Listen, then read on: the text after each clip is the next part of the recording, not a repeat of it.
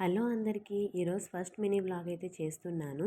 ఇప్పుడు చాలామంది ఏడు శనివారాల వ్రతం అయితే స్టార్ట్ చేస్తున్నారు కదండీ! కొంతమందికి స్టార్ట్ చేయాలని అనుకుంటారు. ఈ వ్రతం చేస్తే ఎలాంటి ప్రాబ్లమ్ అయినా క్లియర్ అవుతుందని చాలామంది చెప్తున్నారు. నేనైతే ఈ శనివారం వ్రతాన్ని స్టార్ట్ చేశానండి. ఇది నాకు 6వ వార వ్రతం. నేను ఎలా చేస్తానో మీకు చూపిస్తాను.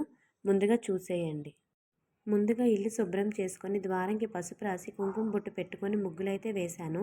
అలాగే పూజ గదిని కూడా శుభ్రం చేసుకొని కావాల్సిన వాటిని అయితే రెడీ చేసుకున్నాను. తర్వాత మనకి ముఖ్యంగా సప్తశనివారం చేస్తే పిండి ప్రమిదలో దీపం పెట్టడం మంచిది. టైం లేదు అనేవాళ్ళు ఒక పిండి ప్రమిద తయారు చేసుకొని అందులో 7 ఒత్తులను వేసి వెలిగించండి. పిండి ప్రమిదలు ఎలా చేయాలో నాకు తెలిసినట్టు మీతో షేర్ చేసుకుంటున్నా. ముందైతే ఒక ప్లేట్లో బియ్యం పిండి తీసుకోవాలి. అందులో అరటిపండు, బెల్లం, నెయ్యి, పాలు వేసి బాగా కలుపుకొని ముద్దగా మన చేతి ఫింగర్తో హోల్ అనేది పెట్టుకోండి. అలాగే మొత్తం పిండి ప్రమిదలను చేసుకోండి. ఇలా చేసుకుంటే పిండి పగుళ్ళు అనేది రాకుండా ప్రమిదలు బాగా వస్తాయి. ఎంతసేపు కాలినా బాగుంటాయి. ముందుగా ఒక కప్పులో పసుపు కలుపుకొని దాన్ని నామాలుగా చేసుకొని దానికి కుంకుమ అలంకరించుకోండి. కుంకుమతో బొట్లు అనేవి నీట్గా పెట్టుకోండి. ఇలా అన్ని ప్రమిదలకి బొట్లు పెట్టుకొని నామాలు రాసుకొని ఒక ప్లేట్లో పెట్టుకొని పక్కన పెట్టుకోండి. తర్వాత ప్రసాదాలు ఎలా చేద్దాం చూద్దాం. ముందుగా ఒక కడాయి పెట్టుకొని అందులో నల్ల నువ్వులు యాడ్ చేసుకోండి. వాటిని ఈవెన్గా ఫ్రై చేసుకోండి. ఆ మిక్సీ చేసుకున్న దాన్ని ఒక ప్లేట్లో వేసుకొని అందులో కొంచెం నెయ్యి యాడ్ చేసుకుంటూ ఉండలుగా చేసుకోండి. 7 ఉండలు అనేవి చేసుకోవాలి. తర్వాత వెంకటేశ్వర స్వామికి ఎంతో ఇష్టమైన పానకం చేసుకుందాం. ఒక గ్లాస్ వాటర్లో 2 స్పూన్ల బెల్లం వేసుకొని కలుపుకోవాలి. అందులో కొంచెం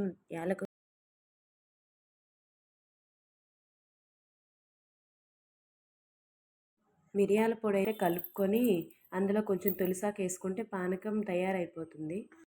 తర్వాత వడపప్పు కోసం ఒక బౌల్లో పెసరపప్పు నానబెట్టుకొని కడిగి పెట్టు.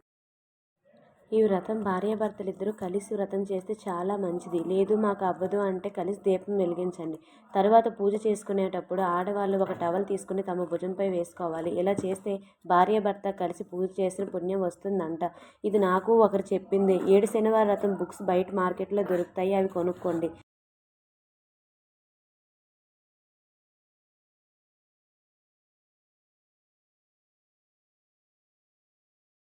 ముఖ్యంగా అందరికీ వచ్చే సందేహం ఏంటంటే ఈ వ్రతాన్ని ఎప్పుడు స్టార్ట్ చేయాలి? ముఖ్యంగా ఈ వ్రతాన్ని ఏకాదశి రోజున స్టార్ట్ చేయొచ్చు, లేదంటే శ్రావణ మాసంలో అయినా స్టార్ట్ చేయండి. కోరిన కోరికలు నిజంగా తీరుతాయి అంటే కొంచెం లేట్ అవ్వచ్చు కానీ తీరుతాయి. ఈ సప్త శనివారం వ్రతాన్ని స్టార్ట్ చేసిన తర్వాత 7 వారాలు తప్పకుండా చేయాలి. 7వ వారం మనకు ఉన్నంతలో ముగ్గురు ఆ వెంకటేశ్వర స్వామికి ముడుపు ఎలా కట్టుకోవాలి? ఒక తెల్లని వస్త్రం తీసుకొని దానికి పసుపు రాసి ఆరబెట్టుకోవాలి. తరువాత వస్త్రం పరిచి అందులో చిల్లర పైసలు, పసుపు, కుంకుమ, 5 లవంగాలు, 5 యాలకులు, 3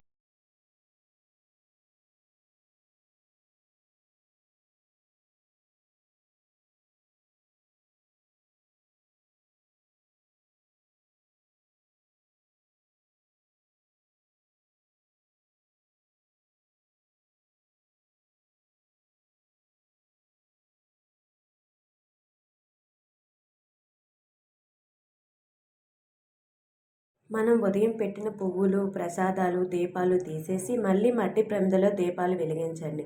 పువ్వులు కూడా పెట్టుకోండి. ఏదైనా ప్రసాదాన్ని చేసి స్వామి దగ్గర పెట్టండి.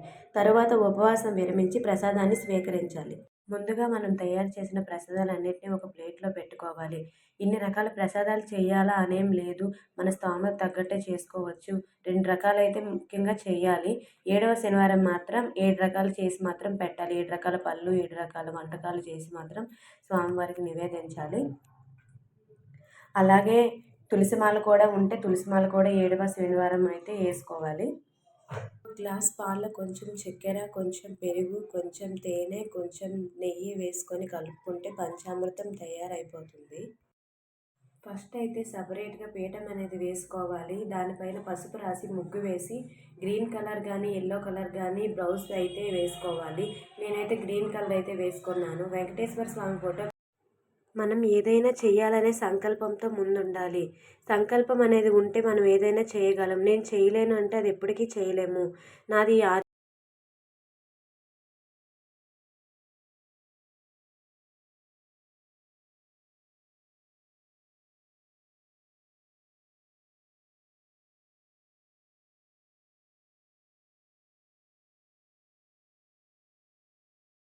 ఆ వెంకటేశ్వరుడు అలంకార ప్రియుడు కాబట్టి మనం కొన్ని పువ్వులతో స్వామిని అలంకరించుకుందాము. అలాగే నా దగ్గర ఉన్న కొంచెం తులసాకులతో ఇలా అలంకరించుకుంటున్నాను. అలాగే తరువాత ఒక పసుపు ముద్దను తయారు చేసుకొని విఘ్నేశ్వరుని ఏర్పాటు చేసుకోవాలి. వెంకటేశ్వరుని ఎడమ వైపున విఘ్నేశ్వరుని ఉంచాలి.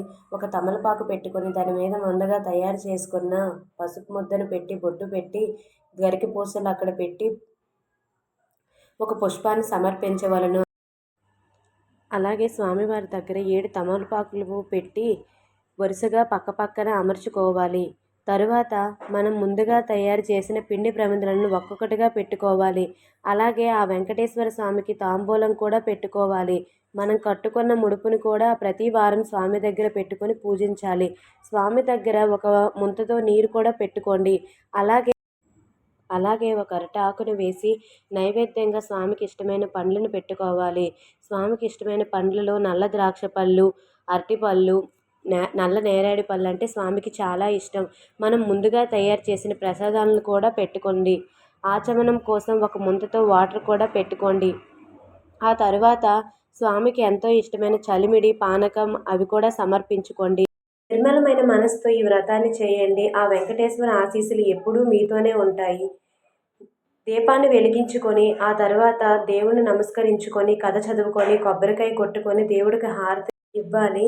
రోజంతా ఉపవాసం ఉన్నా మంచిది. మేము చేయలేము, రోజంతా ఉండలేము అనుకుంటే నైటు 5 గంటలకు దీపం పెట్టి స్వామి దగ్గర ప్రసాదాన్ని నివించి ఆ ప్రసాదాన్ని స్వీకరించాలి. ఓం నమో వెంకటేశాయ, ఓం నమో వెంకటేశాయ, ఓం నమో వెంకటేశాయ.